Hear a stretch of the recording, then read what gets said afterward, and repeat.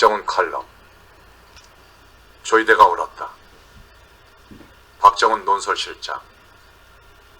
대법원이 왜 민주당 반발을 무릅쓰고 이재명 대선 후보에 대한 선고를 강행했는지 재판부는 명시적으로 설명한 적이 없다. 다만 지난 1일 판결에 조이대 대법원의 의중이 암시돼 있다. 재판부는 판결문에서 국민이 올바른 정보의 토대 위에서 선거를 통해 의사를 표현할 수 있도록 보장하는 측면을 강조했다. 너무도 당연한 얘기이나 나에겐 대법원이 그래서 대선 전에 선고하는 것이라고 말하는 것처럼 들렸다.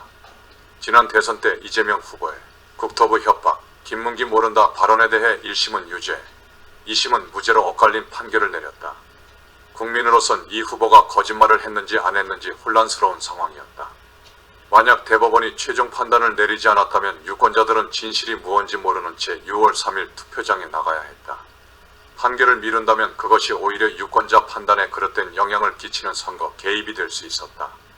사법 진실의 최종 수호자인 대법원으로선 선고 지연이야말로 공정선거를 방해하는 정보 왜곡이라 생각했을 것이다. 대법원 판결이 나오자 예상대로 민주당은 격렬하게 반응했다. 조이대의 내란이자 사법 쿠데타라며 들끓었다. 그러나 민주당의 논리는 앞뒤가 맞지 않았다. 대법원이 조기 선고 방침을 분명히 한 것은 지난 4월 22일이었다. 사건 배당과 동시에 전원 합의체의 회부의 전광석화처럼 2차 심리까지 마치고 선고 기일을 5월 1일로 지정했다.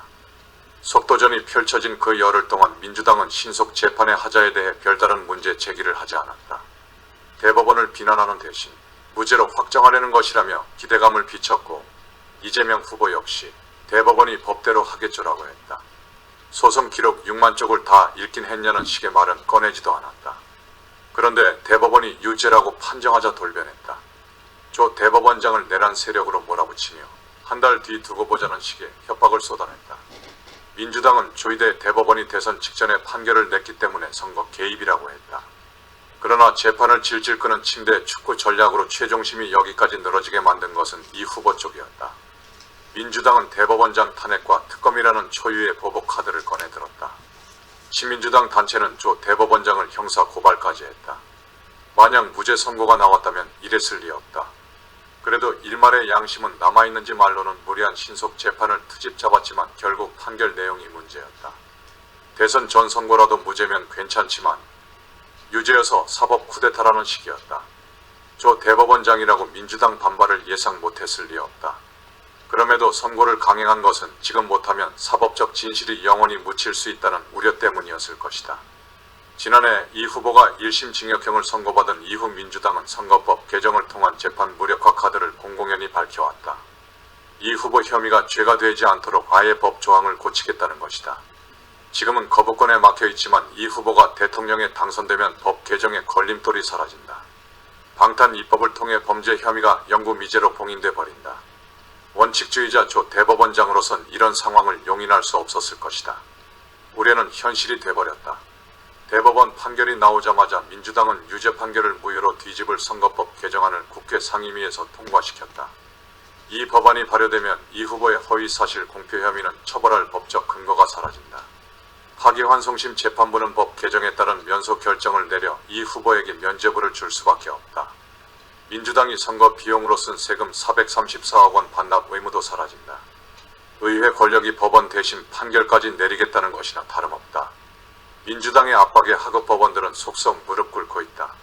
선거법 환송심과 대장동 백현동 사건 1심, 위증교사 2심 재판부가 일제히 공판 일정을 대선 후로 미뤘다. 그러나 선거 이후에도 이 재판들이 다시 진행될 가능성은 희박하다. 민주당은 피고인이 대통령에 당선되면 재판을 중단시키는 형사소송법 개정을 추진 중이다. 오로지 이 후보 한 사람을 위한 1인용 입법이다. 이 후보 말고 형사 피고인이 대통령이 되겠다고 출마하는 일은 지금까지 없었고 앞으로도 없을 것이기 때문이다. 그렇게 5년간 재판을 중단시켜놓고 이 후보의 혐의 12가지 전부를 무죄로 만들기 위해 온갖 수를 짜낼 것이다. 검찰을 장악해 공소기각토록 한다거나 헌법 소원으로 법원 판결을 뒤집을 수 있게 한다는 등의 온갖 위헌적 곰수가 난무하고 있다. 실제로 이런 일이 벌어진다면 조이대 대법원의 5월 1일 선거법 판결은 이 후보의 재판 5건 중 최종심 판단을 내린 처음이자 마지막 사건이 될 수 있다. 대선 전에 선고하지 못하면 영원히 못할 수 있다고 생각했을 조 대법원장의 우려가 옳았다. 박정훈 논설실장 출처 조선일보. 이상 2025년 5월 17일 아침에 보내드린 옳은 소리. 조희대가 옳았다는 조선일보 논설실장 박정훈의 명칼럼이었습니다.